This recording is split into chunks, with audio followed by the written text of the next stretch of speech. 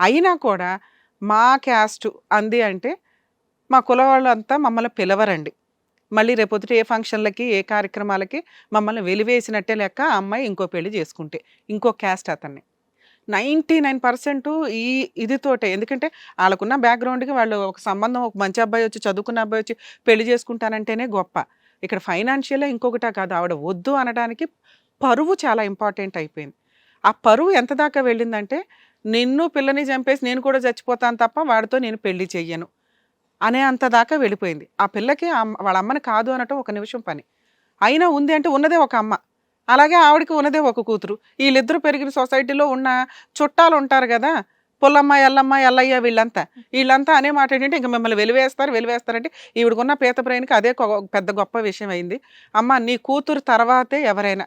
సమాజంలో ఉంటున్నాం కాబట్టి సమాజానికి రెస్పెక్ట్ ఇవ్వాలి గానీ, సమాజం మనల్ని చంపేస్తుంటే, సమాజంలో ఉన్న జనాలు కట్టుబాట్లు మనల్ని చంపేస్తుంటే, వాటికి రెస్పెక్ట్ ఇవ్వాల్సిన అవసరం లేదు. మీరు ఇంకా ఎదురు ప్రొటెక్షన్ తీసుకోవచ్చు. ఏ కుల పెద్దలైతే మిమ్మల్ని బాగా బ్లాక్‌మెయిల్ చేస్తారో ఇలాంటి కేసుల్లో హ్యూమన్ రైట్స్ కమిషన్‌కెళ్ళి కంప్లెయింట్లు ఇవ్వొచ్చమ్మా. నీ కూతురు తర్వాతే ఎవరైనా.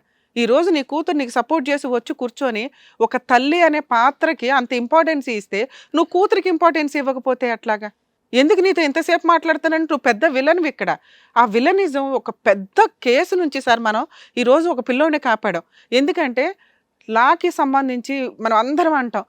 జస్టిస్ డిలే అవుతుందండి. ఒక్కసారి కోర్టుకెళ్ళామంటే 5 ఇయర్స్, 10 ఇయర్స్ నడిచిపోతున్నాయి. జీవితాలు సర్వనాశనమే అయిపోతున్నాయి అంటే ఇలాంటి ఫాల్స్ కేసుల వల్లే. ఈ పిల్ల వేసి వీళ్ళిద్దరూ వెళ్లి పోలీస్ స్టేషన్‌లో వేసిన కేసు వీళ్ళని బయట మాట్లాడుకోమని పంపించారు. ఆ పిల్లోడికి లక్కీగా మనకి స్టేజ్ దొరికింది కాబట్టి ఈరోజు అతని ప్రాబ్లమ్ సాల్వ్ అయింది గానీ 6-7 ఇయర్స్ మోర్ దాన్ 10 lakhs ఖర్చయ్యే కేసు ఇతనికి. ఎందుకంటే అంత పెద్ద కేసు వేస్తే లేదా తక్కువ ఫీజున్న లాయర్‌లు పెట్టుకోవాలి. కరెక్ట్ లాయర్‌ని పెట్టుకున్నాడంటే అబోవ్ 5 lakhs అన్న ఫీజులు అవుతాయి. ఎందుకు ఏం కేసు ఇది? ఒక అమ్మాయిని లవ్ చేసి, చీట్ చేసి ప్రెగ్నెన్స్ చేయడం. పెళ్లి సంబంధం దాకా వచ్చారు. వచ్చిన తర్వాత డౌరీ హెరాస్మెంటు. ఆడడిగినంత కట్నం ఇవ్వలేదు కాబట్టి 5-10 లక్షలు అడిగారని మేము ఇవ్వలేమన్నాము. అందుకని పెళ్లి చేసుకోనని చెప్పి వెళ్ళిపోతున్నాడు. ఇది ఎంత స్ట్రాంగ్ కేసో తెలుసా? ఇది వెయ్యడానికి మీరు వెళ్ళిపోయారంటే ఎట్లా అమ్మా? మీరు ఈ స్టోరీ క్రియేట్ చేసేవాళ్ళు. మీరు చేయకపోయినా తెలిసి తెలియని వాళ్ళు ఎవరో ఒకళ్ళు క్రియేట్ చేసే పెడతారు. ఆ పిల్లోడు ఫస్ట్ ఒక 30 డేస్ నుంచి 60 డేస్ జైల్లో ఉండాల్సిన కేసు. అందరికీ ఈ స్టేజ్ దొరకదు కదమ్మా. మానవత్వమేమి లేదా మీకు? నిజంగా అన్యాయం అవుతున్న అమ్మాయిలకి మీలాంటి కేసుల వల్ల హెల్పే దొరకట్లా. అర్థమవుతుందా? ఇదంతా పాపం మూట కట్టుకోవడం కింద లెక్క. Valuable court time, law and order రెస్పెక్ట్ని తీసేస్తున్నట్టు అవుతుంది. కాస్త జ్ఞానంతో బతకండి ఎవరైనా కానీ. నెక్స్ట్ నాన్న నీ గురించి మాట్లాడాలా? ఏం లవ్వర్వి, ఏం కూతురివి, ఎవరమ్మా నువ్వు, ఏం పెళ్ళి కూతురివి? అమ్మ అంటే నీకు ఇష్టమే, సొసైటీ అంటే రెస్పెక్టే.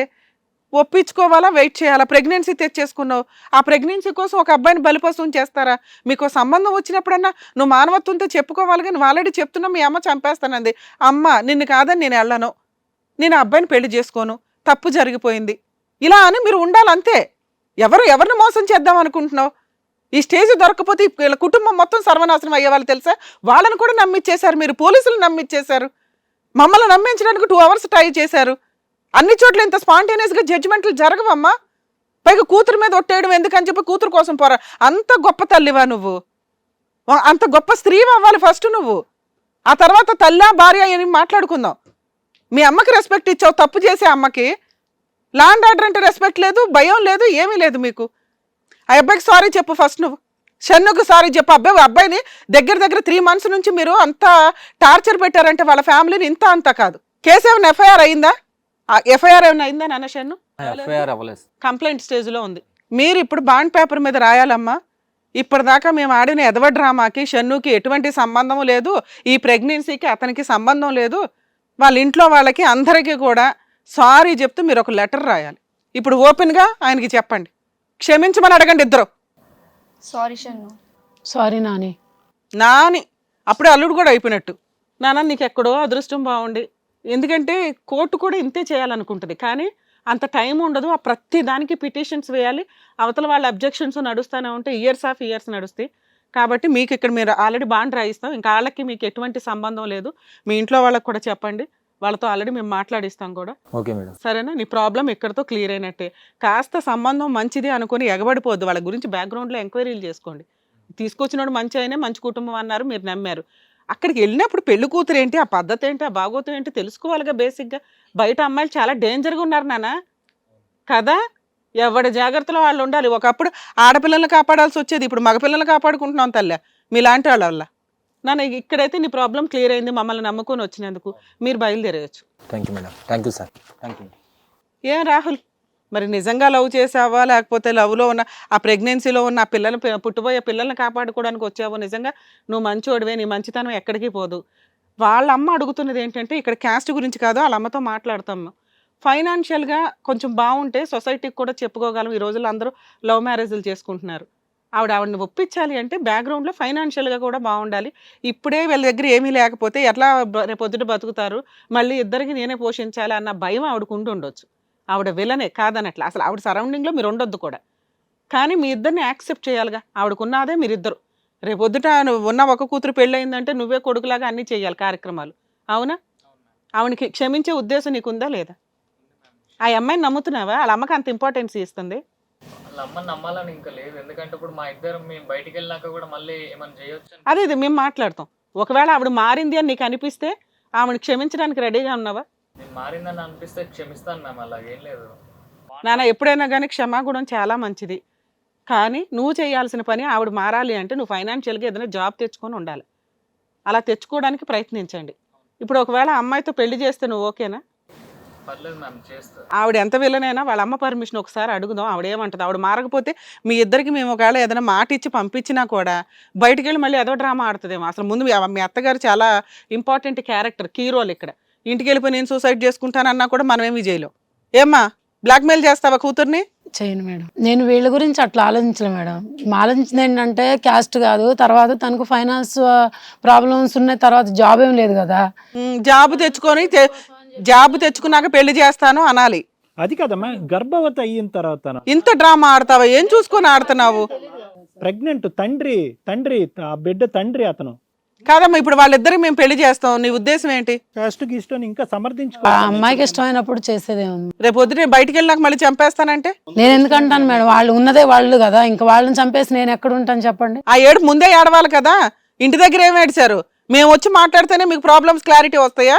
నిజంగా మీరు మనస్ఫూర్తిగా మాట్లాడుతున్నారని మేము ఎలా నమ్మాలమ్మా? మనస్ఫూర్తిగానే మాట్లాడుతున్నాం సార్.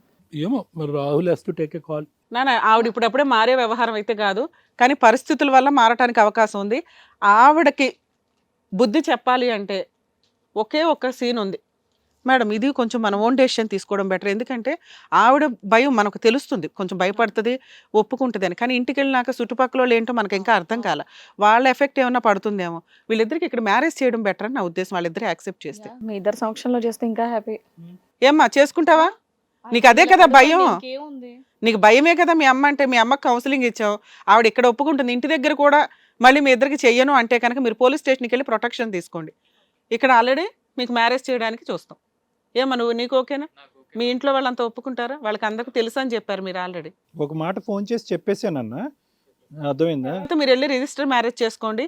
ఈవిడ వైపు నుంచి ఏ తేడా వచ్చినా కూడా మాకు ఇన్ఫామ్ చేయండి. ఓకేనా? ఏమా దండలు తీసుకురమ్మానండి. కళ్యాణ్ గారు అండ్ అలాగే రమ్య గారి ఆధ్వర్యంలో ఇదిగోండి దండలు కూడా వచ్చాయి కాబట్టి రండి మీ ఇద్దరు మార్చుకోండి. వెయ్యినా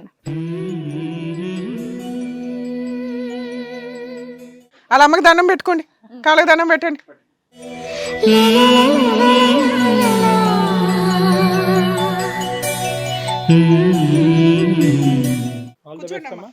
ఆల్ ది బెస్ట్, కంగ్రాచులేషన్స్.